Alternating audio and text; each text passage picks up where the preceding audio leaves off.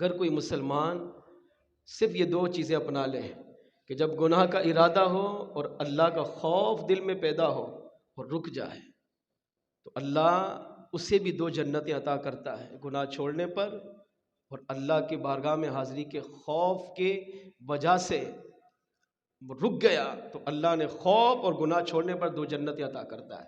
اس بات کو اس روایت سے سمجھے۔ کتاب التوابین صفحہ نمبر 76 پر ہے، شیخ ابو بکر بن عبداللہ رحمۃ اللہ تعالی فرماتے ہیں ہمارے محلے میں ایک قصاب تھا، قصاب کہتے ہیں گوشت بیچنے والے کو، نوجوان تھا، یہ بھی حسین و جمیل خوبصورت زندگی گزار رہا تھا۔ اس کے پڑوسی میں ایک لڑکی کام کرتی تھی جس کو کہتے ہیں گھر کی نوکرانی، خادمہ۔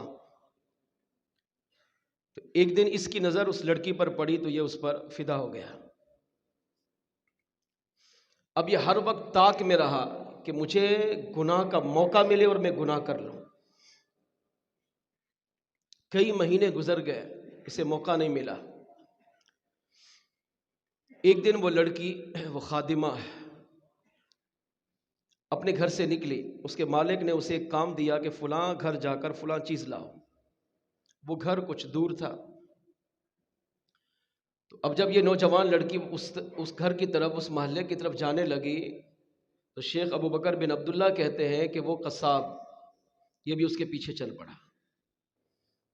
راستے میں جب اس نے سناٹا دیکھا تو لڑکی کے سامنے آیا اور اس سے محبت کا اظہار کیا، کہا میں فلاں دن سے تم سے محبت کرتا ہوں اور مجھ سے بدکاری کرو۔ اس نوجوان لڑکی نے کتنا خوبصورت جواب دیا، کہا اگر سچ پوچھو تو میں بھی تم سے محبت کرتی ہوں، جس طرح تمہارا دل میری طرف مائل ہے میرا دل بھی تمہاری طرف مائل ہے۔ آج کا نوجوان بالخصوص غور کرے کہ ہمارے ساتھ یہ کیفیت ہو تو ہم کیا کچھ نہیں کرتے،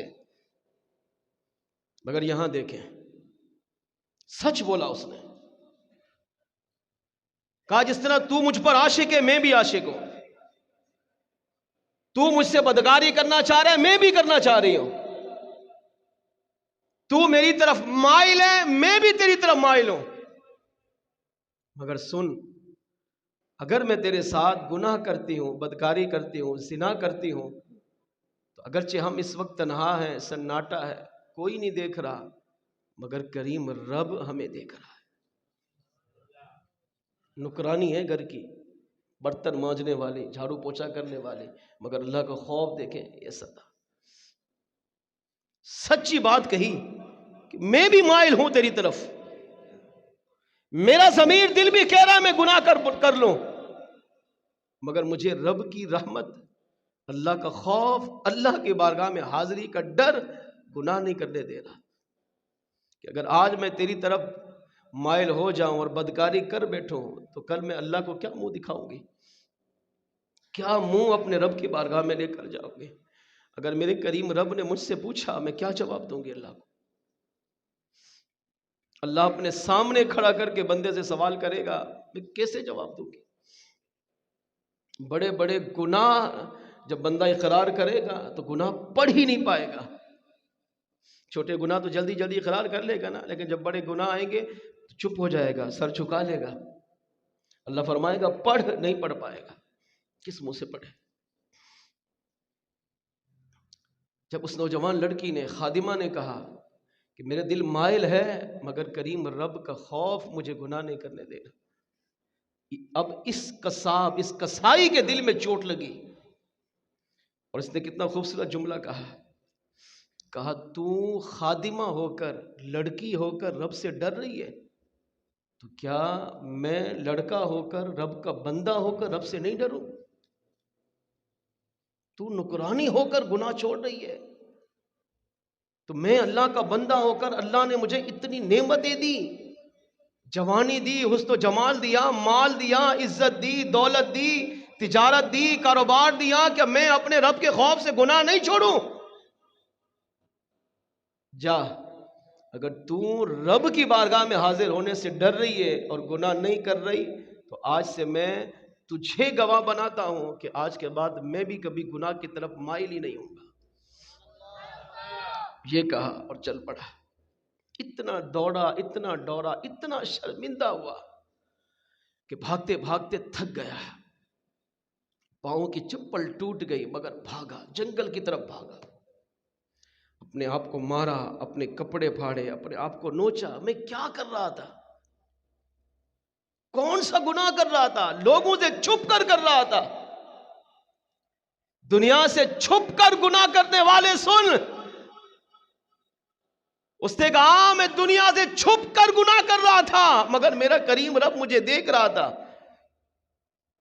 کیا کر گناہ کیا نہیں، مگر گناہ کرتے ہوئے اللہ کا خوف دل میں پیدا ہو گیا، چھوڑ دیا. ان الذین اتقوا اذا مسهم طائف من الشیطان تذکروا فاذا هم مبصرون. اس آیت کی تفسیر ہے کہ جب گناہ کا ارادہ کرے اور یہ یاد آ جائے کہ گناہ کر لوں گا لیکن اللہ دیکھ رہا ہے، رک جا، چھوڑ دے اس کو. دوڑا،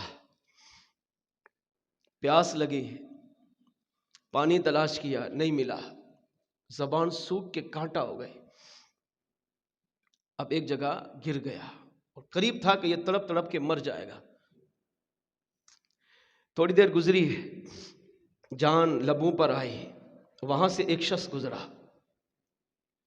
اس نے جب دیکھا کہ یہ گرا ہوا ہے اور تڑپ رہا ہے تو اپنی سواری سے اترا، اس کے پاس آیا، اس کو اٹھایا، اس کا سر اپنی گود میں رکھا، منہ صاف کیا اور اس سے پوچھا بھائی کون ہو؟ اس نے کہا میں فلاں ہوں.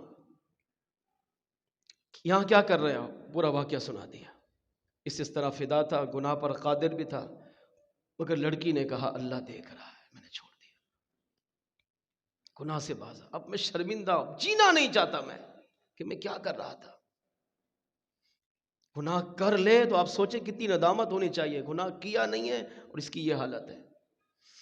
اس نے کہا کیا چاہتے ہو؟ کہا بس چند گھونٹ پانی مل جائیں تاکہ میں اپنی جان بچاؤں اور اپنی ساری زندگی رب کی عبادت میں گزار دوں. اچھا یہ گزرنے والا کون تھا؟ اس وقت کے نبی علیہ السلام کا قاصد تھا. بنی اسرائیل کے اس وقت ایک نبی تھے جن کا یہ قاصد تھا.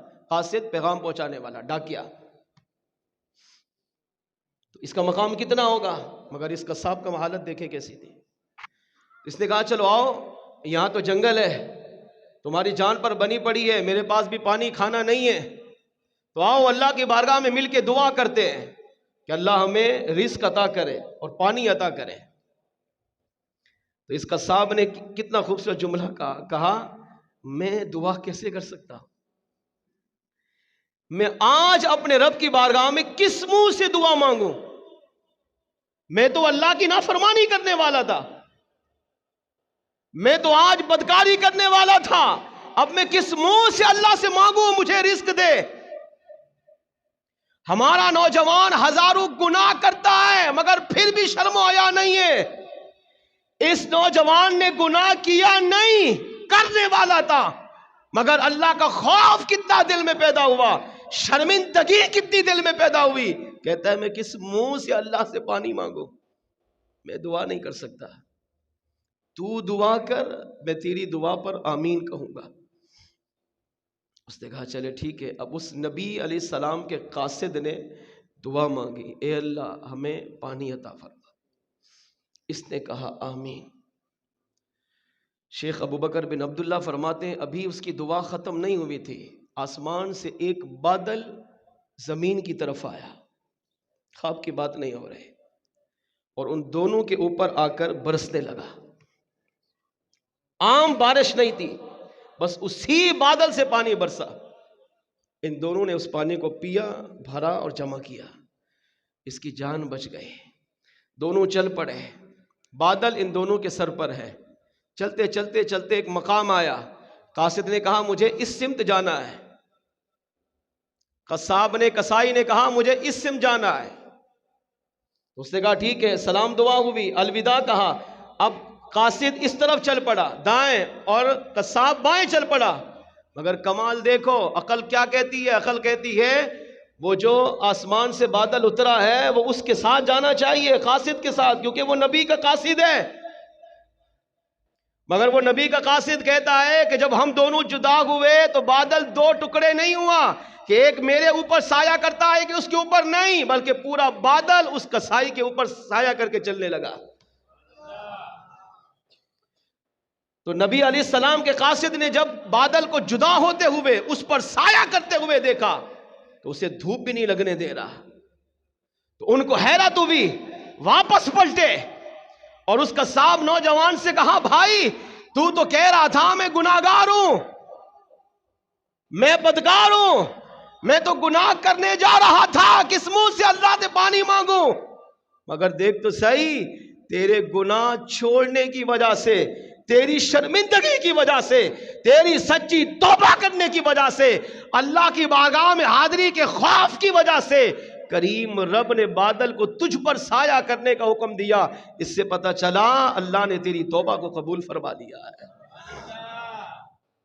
لہٰذا تیرا مقام و مرتبہ عام نہیں، مجھ سے بھی بڑھ کر ہو گیا، اگرچہ میں نبی کا قاصد ہوں، مگر دیکھ تو اگرچہ اپنے آپ کو عام سمجھ رہا تھا، مگر بادل کا تجھ پر سایہ کرنا، تیرے ساتھ چلنا، دھوپ سے بچانا، اس بات کی دلیل ہے کہ اللہ کو تیری شرمندگی، تیری توبہ، تیرا استغفار، تیرا گڑ گڑانا، تیرا اللہ کی بارگاہ میں اپنے آپ کو پیش کرنا، اللہ کی بارگاہ میں حاضری کا خوف کرنا، ان تمام چیزوں کو اللہ نے مقبول فرما لیا، اور خوش ہو جا، اللہ نے تجھے اپنی بخشش اور رحمت سے مالا مال کر دیا ہے۔